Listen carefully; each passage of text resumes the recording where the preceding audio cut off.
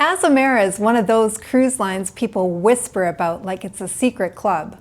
Small ships, long port days, unbelievable service. But is it actually the right cruise line for you? Today we're breaking down the ins and outs of Azamara, and by the end of this video, you will know whether it is the right cruise line for you or not.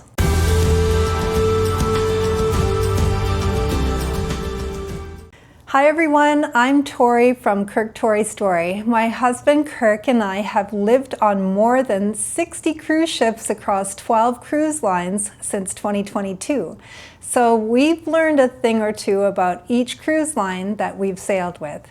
Each cruise line does cruising differently from one another. They are not all the same. So this is why I think it's important to know some of the aspects of what you can expect from each cruise line before you spend all of your money on a cruise vacation. So let's dive into Azamara, because this one has its own very distinct personality. Section 1. Who sails Azamara? If Holland America is calm and Virgin Voyages is spicy, Azamara is cultured. The typical Azamara guest, I would describe them as well-traveled, curious, they love long port days, and they don't need bells and whistles. They want boutique hotel vibes with a strong interest in destination immersion. And when you go on an Azamara cruise, you'll meet a lot of people who've cruised the world and are now hunting for deeper, richer experiences, not just beach breaks and shopping stops. And if you like meeting people who have opinions on wine, architecture, and which European hill village is the prettiest, well, you're in luck. Azamara's superpower is simple. Small ships plus destination immersion. Their fleet is tiny. All 4 ships are under 700 passengers. So what that means for you is that you'll experience less crowds, more personalized service, easier tendering, fewer lines, and ports that big ships just can't touch. And what do I mean by that? Well, with Azamara, you will go deeper into the port. So you'll start to notice things like river cruises docked right next to you. Not only do you save yourself hours by docking pretty much directly in the middle of a city, but you'll be in the heart of it all with a longer amount of time in port too. For example, we did an intensive France itinerary with Azamara, and we couldn't believe that we had spent 2 full nights directly in Rouen. And we spent 2 nights docked right in the heart of it all in Bordeaux. Larger cruise ships could not even go anywhere that Azamara went. It is such an advantage. Overall, the atmosphere on the Azamara ships feel like a boutique European hotel. Warm, intimate, elegant, and you'll get to know the staff and your fellow passengers quickly. Azamara isn't trying to impress you with laser shows or water slides. They're impressing you with where they take you and how long you will stay there. Azamara is famous for some very specific things, and honestly, they're brilliant. Late nights in port, overnights in major cities, amazing shore excursion curation, their iconic AzAmazing Evenings, destination immersion focus, small ship, big service feeling. An AzAmazing Evening might be a private performance in an ancient theater in Greece, or it could be a symphony under the stars in Spain. It's special, and passengers love it. They're also known for their all-inclusive white night party, where literally everyone wears head-to-toe white, and the entire pool deck is transformed into this elegant party. The officers all participate, and I must say it's really quite remarkable and special, and hopefully you'll get to experience that too.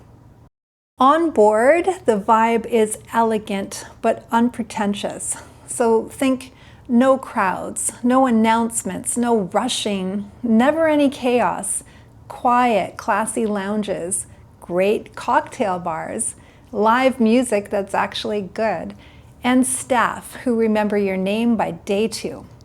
It's social, but not loud. It's sophisticated, but not snobby.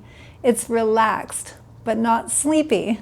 And if you need a ship with 47 dining venues and a roller coaster, this one is really the opposite of that.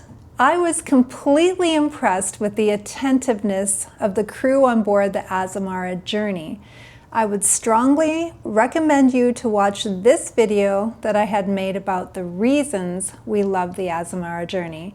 I will link it in the description below for you. Azamara has a few signature programs worth knowing. The crown jewel, that would be the Azamara Evenings. Cultural, memorable, and a true highlight. One of the biggest perks, extended stays and overnights. You're not sprinting back to the ship at 3 p.m. like Cinderella at sea. Azamara Circle. Now, their loyalty program, the Azamara Circle, gives solid perks, especially for repeat guests, which is basically everyone, because once people sail Azamara, they just keep coming back. You'll get automatic discounts for your next booking, and they have other great perks, like a percentage off your booking if you book well in advance.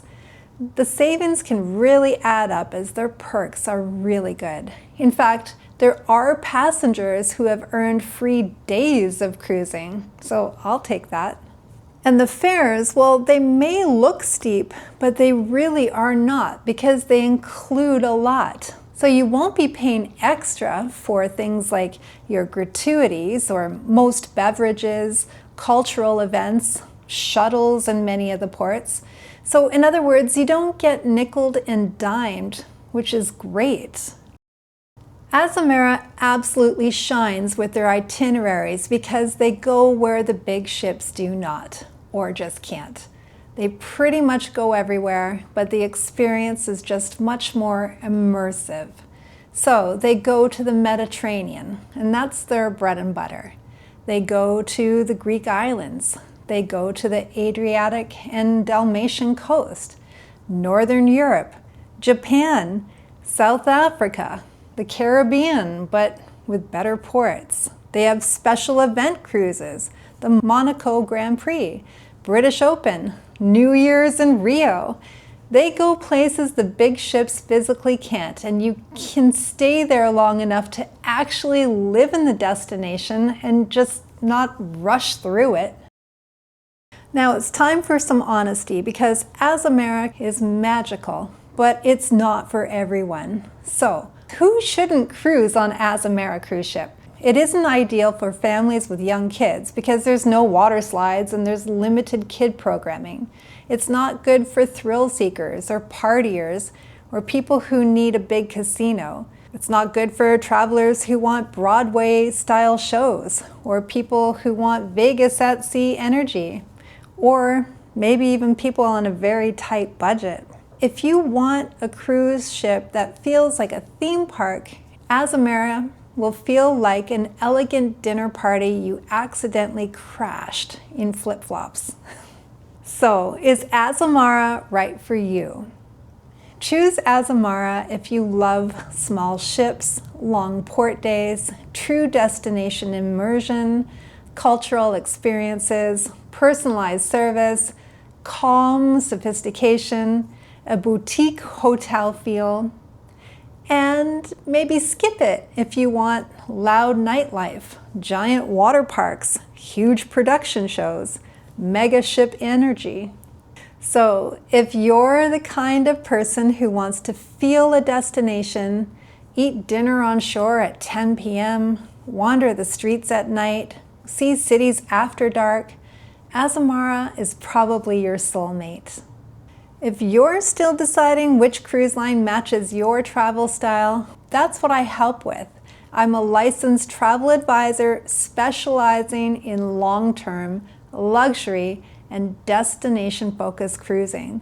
You can reach me anytime at vcartertravelonly.com. Make sure to subscribe because I'm going through every major cruise line in the same format so that you can find your perfect fit at sea. Thank you so much for watching, and we'll see you in the next video.